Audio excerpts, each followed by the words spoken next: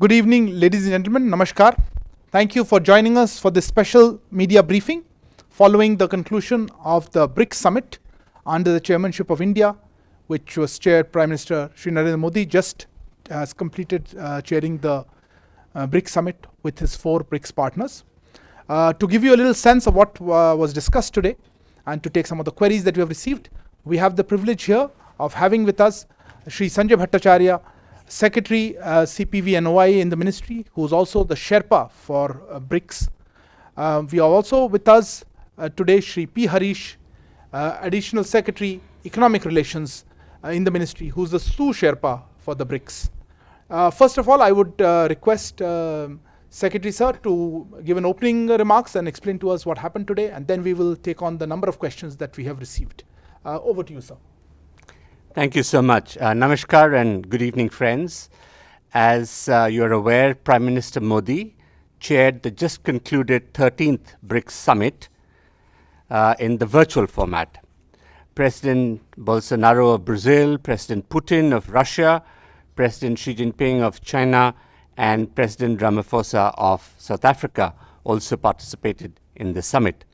This was the second BRICS summit chaired by Prime Minister Modi after the 2016, which was done in Goa.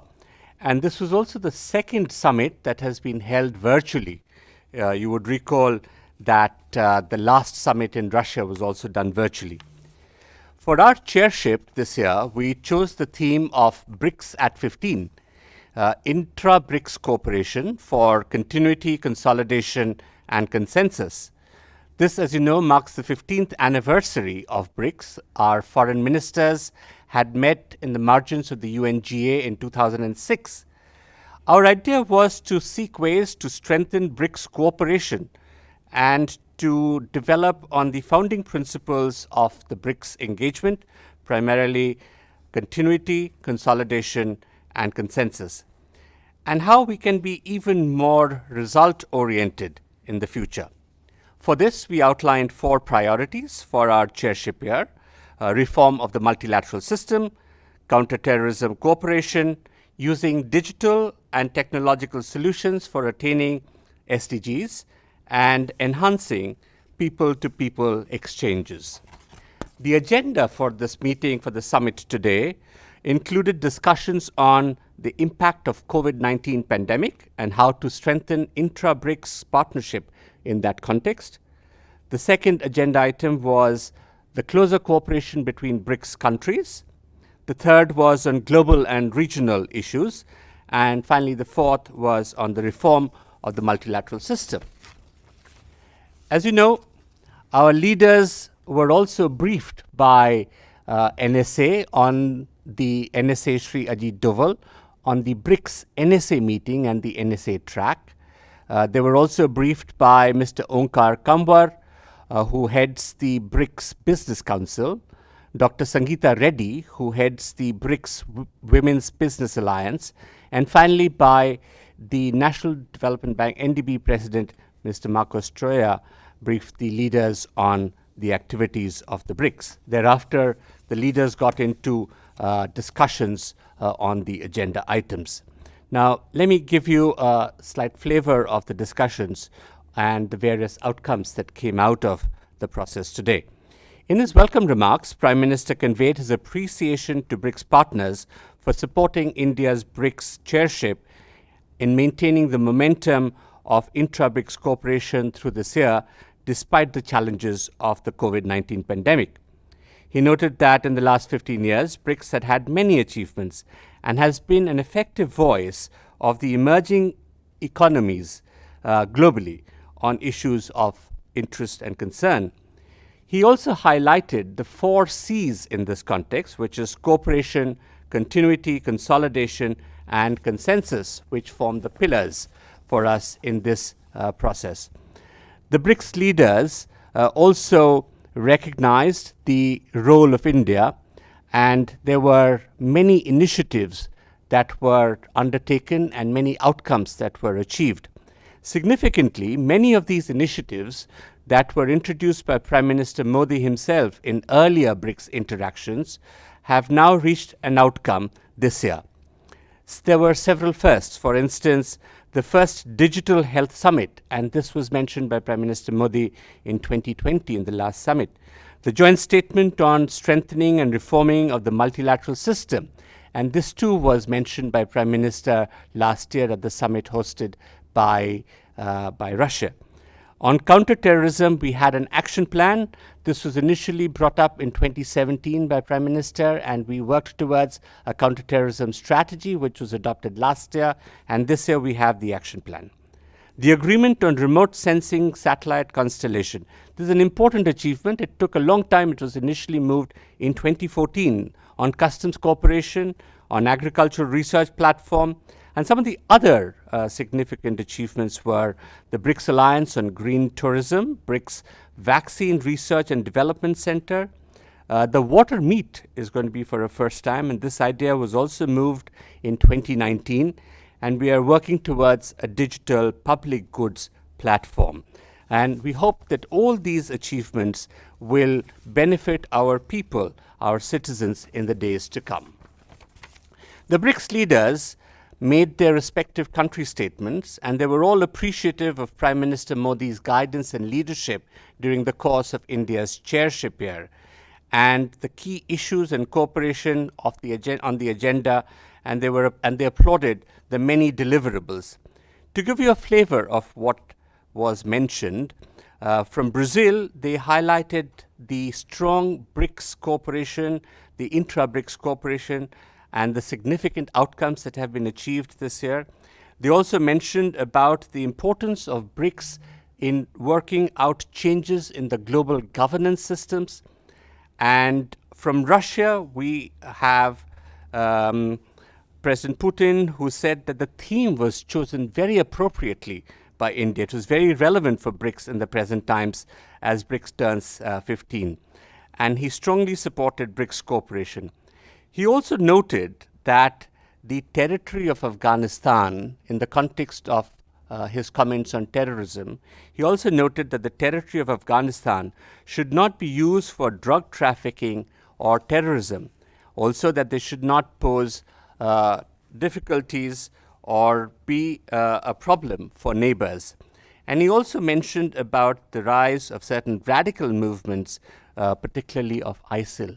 And in this sense, there was a very strong endorsement of India's perspectives in this context.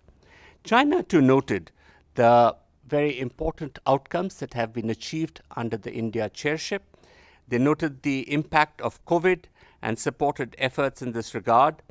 They also assured that China would continue to work with BRICS in the spirit of consensus with BRICS partners to meet the common challenges and build a better future as they take over the chairship of BRICS next year. South Africa also highlighted the impact of COVID and laid strong emphasis on the proposal for a TRIPS waiver in the WTO that had been mooted, as you recall, by India and South Africa. They also mentioned the significant outcome of the movement towards setting up the Vaccine Research and Development Center. This was mentioned by several of the participants today. And they also strongly welcomed the strengthening and reform of the multilateral system, the joint statement that was issued by the foreign ministers, which was a significant and a first time for BRICS. At the conclusion of the summit, the BRICS leaders also adopted the New Delhi Declaration. The declaration will be available on our website for your perusal, but I thought I would bring some of the main highlights of the New Delhi Declaration for you. Understandably, COVID was one of the issues that figured in this declaration, and this was brought out in that BRICS should be agenda setting for the post-COVID recovery. There was also the need for cooperation on the study of the origins of the SARS-CoV-2 virus under the auspices of the WHO. It was also seen that extensive immunization is a global public good. In this context, the role of traditional medicines and knowledge sharing was also done. One of the very important outcomes, which I already mentioned, was the reference to the BRICS joint statement on strengthening and reform of the multilateral system, which was adopted by the foreign ministers on the 1st of June. This talked about the relevance, continuing relevance of the UN system and its ability to adapt to contemporary realities, and how towards strengthening and reforming the multilateral system, it is necessary to have good governance that is more responsive and agile, efficient, transparent, democratic, representative, and accountable to member states. And in this context, the reform of the UN and the UN Security Council in particular has been highlighted in this particular document.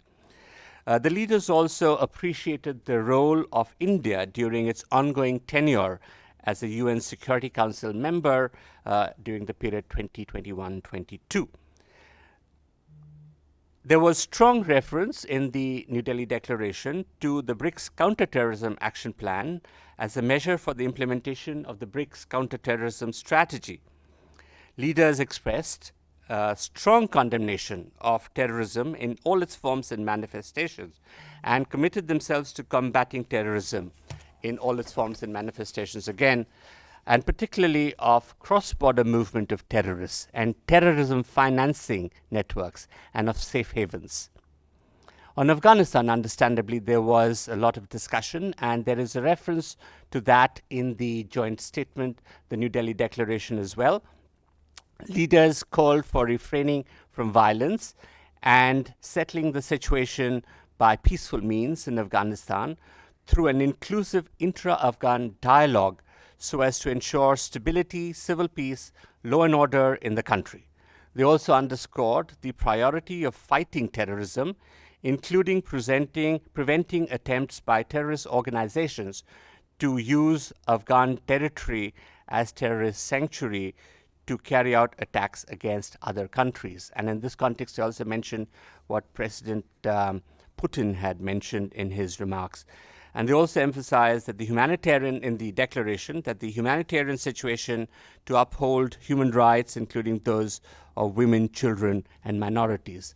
I may also add that President Bolsonaro, in his remarks, also referred to the central role of the UN Security Council in addressing the Afghan issue. There were several important agreements that came about as a result of the engagement with our partners, and many of these find reflection in the New Delhi Declaration. You will find details of all of them, but I just wanted to mention that some of them include the BRICS remote sensing satellite constellation, which is very useful ramifications in terms of how we proceed on our development agenda, agricultural research platform, action plan for the agricultural cooperation. There were similar understanding on climate change issues, and leaders appreciated NDB's substantive progress in membership expansion.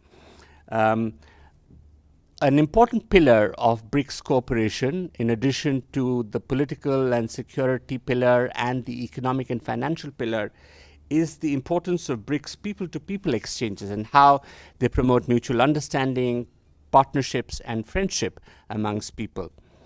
I would like to close my comments here, and we will be open for your questions. So thank you very much for a very comprehensive overview of our discussions, as well as the outcomes that have emanated from those discussions and the work that has gone into it during our chairship of this process of the BRICS at 15. As you said, so understandably there is a lot of attention on Afghanistan in the discussions and also among our journalist friends. So let me begin on that topic of Afghanistan. I've got a lot of questions. I'll try to package them together, so because of the constraints of time. Let me begin with Huma Siddiqui from the Financial Express. She asks, in view of the Afghanistan situation, what decision was taken by the grouping to deal with terror activities in the region? What about the drug menace that is expected to escalate under the new regime in Afghanistan? What details can be shared? We have Manish Gupta from POTV asking about recognition of Taliban, saying many countries are talking directly to Taliban. Some have recognized it. What was India's request or desire from BRICS summit on this issue, on Taliban regime? Kadambini from NDTV आस भारत में अफगानिस्तान को लेकर क्या चिंताएं सामने रखी और बाकी देशों का भारत के विशेष चिंताओं पर के बारे में क्या कहना था, क्या तालिबान की सरकार को मान्यता देने की बात भी किसी देश ने उठाई है. Madhurendra also asking on similar line saying BRICS की बैठक में तालिबान को लेकर क्या चर्चा हुई. 2017 में ब्रिक्स डिक्लेरेशन में तालिबान, हक्कानी नेटवर्क, जैश, लश्कर सहित सभी आतंकी संगठनों की भूमिका पर सवाल उठे और आतंकवाद को किसी भी स्वरूप में स्वीकार न करने की सहमति बनी थी. क्या इस सहमति पर आज की बैठक में चीन कायम है? तालिबान को लेकर चीन के बदले रुख पर भारत ने क्या कहा, इत्यादि. Siddhant from Vion asks, how much was Afghanistan discussed during the meeting? What was the view on the new Taliban government? Is there a consensus among BRICS leaders in terms of the government in Kabul being inclusive? David Asta from EFE news agency wants to know whether the BRICS leaders have reached a consensus on the situation and the future course of action in Afghanistan. Anita Joshua from Telegraph would like to know if Russia and China suggested any Afghanistan-specific agenda for BRICS, and what was the details of the suggestions, what was the response of the other three countries, particularly India. Sir, in your opening remarks, you have covered many of these elements, but if you could, again, touch about some of these other elements. Over to you.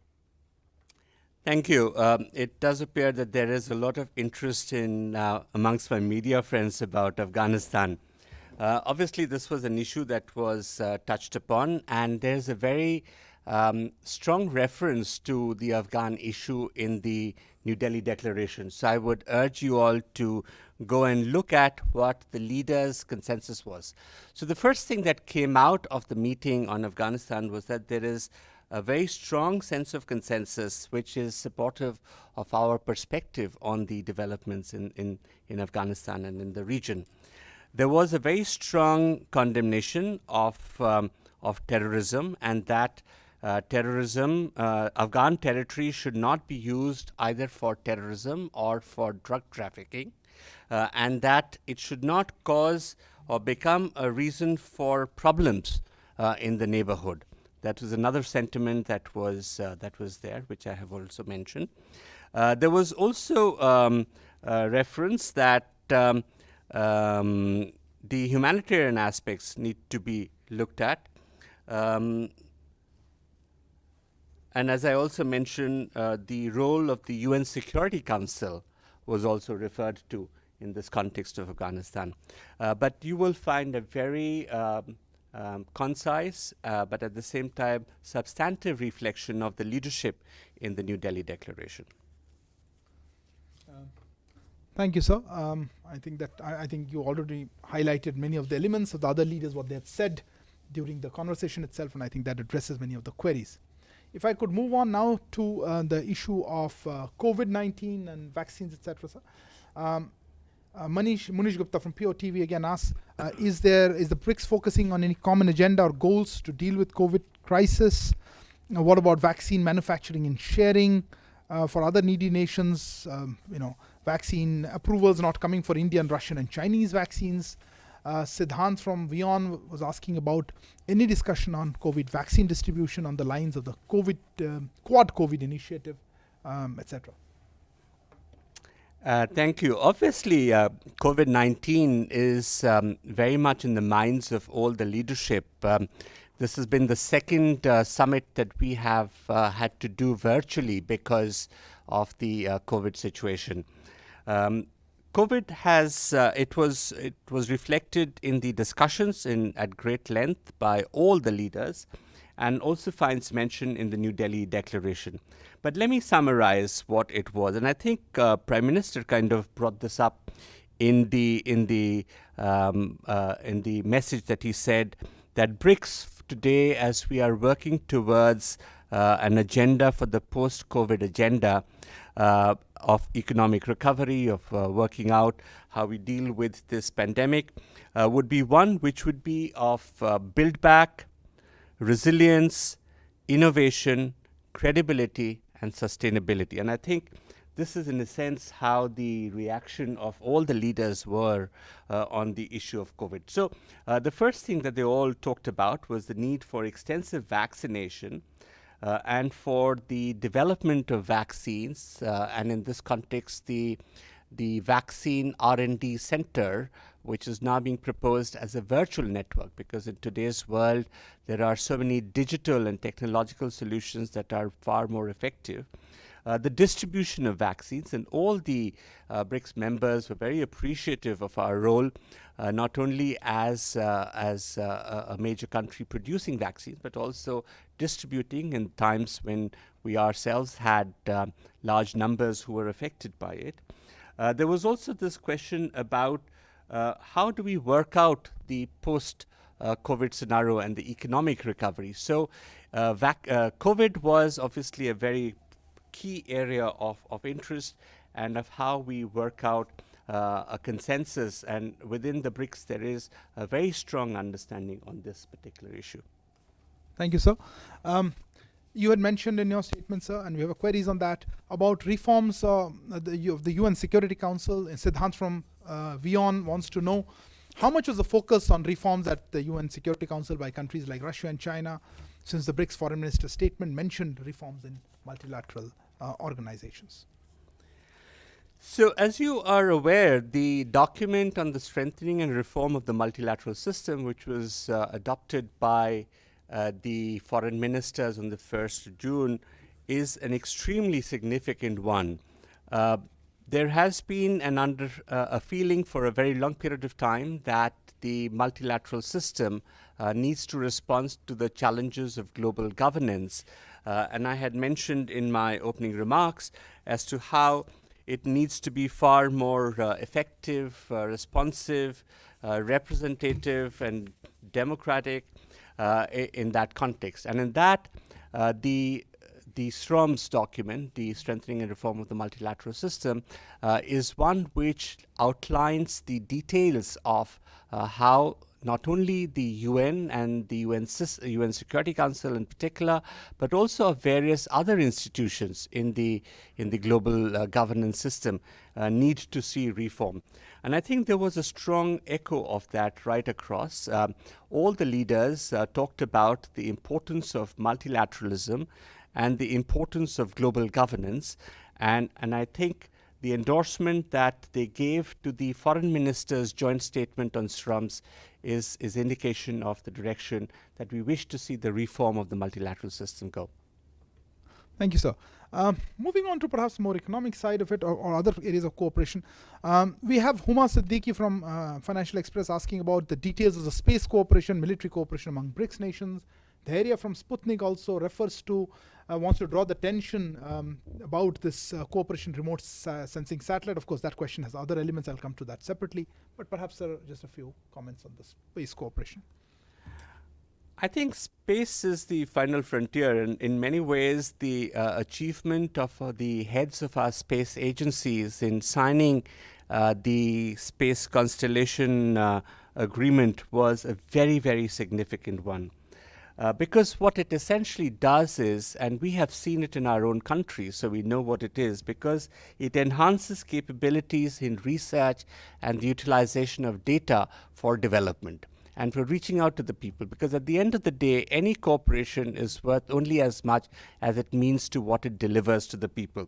So what this particular space constellation would do is that it would provide abilities and opportunities for greater research and exchange and utilization and processing of data for issues related to climate change, disaster management, environmental protection, flood protection, water security, water management, even things like the larger sustainable development goals. So this is a very, very important progress.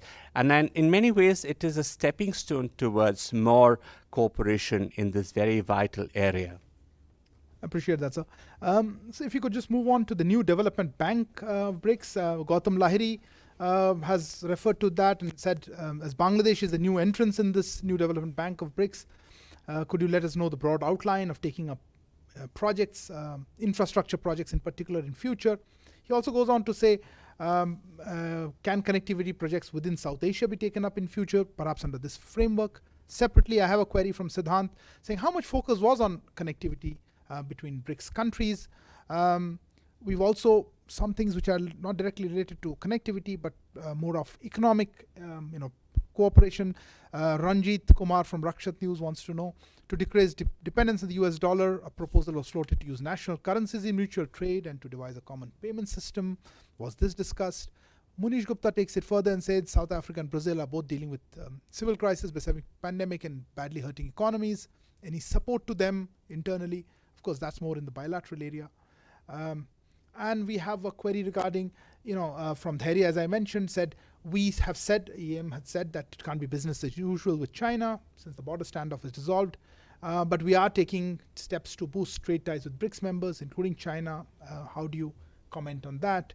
So that's broadly the flavor of the questions on cooperation and connectivity and trade, etc. Thank you. That's a very large basket and a sorted one as well. But let me take them. BRICS, as you will understand, is a very unique grouping of emerging economies. And we are across different continents with very strong regional and global footprints. And therefore, what we do obviously has an important impact on a range of issues. And therefore, as I said earlier, one of the very important pillars of BRICS cooperation and engagement is the economic and financial pillar. In that context, I must mention that BRICS has made very considerable progress in the last 15 years, and the NDB is obviously like a flagship of that particular development in the economic financial sphere. Now, NDB was set up as a development infrastructure funding bank. It has, to date, it has had about 73 development projects, totaling about $29 billion of disbursements. And India has been a very active participant in the NDB projects process. So we have as many as 18 projects under NDB. With the total disbursement, we have absorbed about $9 billion or $7 billion. So we are a very large participant, not only of NDB as a bank, but also in its projects. The whole idea of NDB to develop these infrastructure projects, and one of the ideas that was there has been to use digital and technological means to advance social infrastructure. And in this context, many of the non-BRICS members would also become active partners in this process. And as you know, currently the NDB is in the process of advancing its membership, and negotiations and discussions are on with a range of countries. And on the 2nd of September, the board of the NDB decided that Bangladesh, UAE, and Uruguay would be new additional members of the NDB. Now, this enhances the capacity and credibility and its outreach of the NDB in many ways. During the COVID situation, NDB came up with a COVID emergency response plan totaling about $10 billion, and India was also a beneficiary under this. So NDB has played a very significant role. And I can only say that with the addition of new members, the first 3 of whom have already been announced, the strength of NDB will grow, and the ability of BRICS and the NDB to become more active agents in the development process will become even more active. You had mentioned about the connectivity issues and the other aspects of economic cooperation. So the third pillar is actually one of the strongest connectivity, which is about the people-to-people and cultural exchanges. And I think it is important to understand that BRICS is actually about these emerging economies building partnerships and friendships. And the manner in which the consensus-based orientation of BRICS has been is that it's always a very happy family in which we always work collectively towards our common objectives. And so on this, I think there have been some very, very important outcomes that we have seen during the last year. We have had the agreement, the understanding on green tourism. We have also had the academic forum and the civil society, the civil forum meeting, and they came up with very constructive suggestions for how we can take BRICS forward. And I just wanted to remind you that NDB itself was an idea that came out of a recommendation from the academic forum in the past. In addition, there is cooperation on various cultural fronts, including films cooperation. This was an idea that Prime Minister had brought up, and since then we have been engaged in other BRICS partners too, in youth and sports. So there are a range of activities in which this BRICS Connect, so to say, happens. There is also a very important connect in the form of business. We had constituted the Women's Business Alliance last year to supplement the BRICS Business Council. And this has brought about not only a greater focus on the business activities, but also a certain gender balance, which is also so very welcome. But BRICS also has a very critical role in playing an important and having an important voice in multilateral fora when it comes to WTO and other issues related to trade and investment.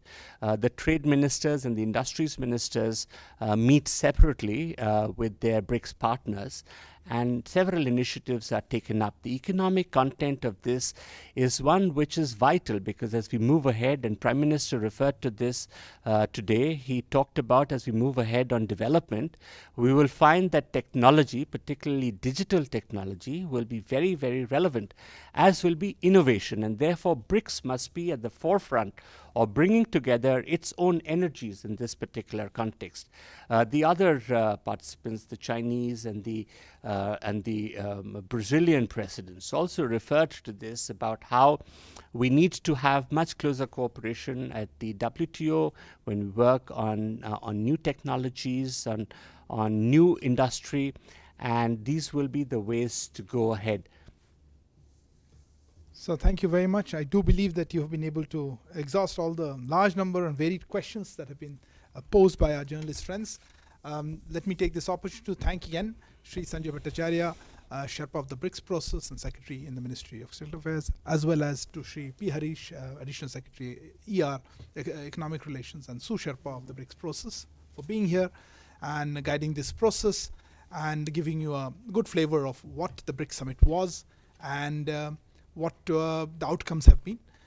As Secretary Sir mentioned, the New Delhi Declaration will be shared on our website and otherwise, and so through social media. I do hope you'll go through this important document, and we look forward to connecting with you again in the future. Thank you. Namaskar.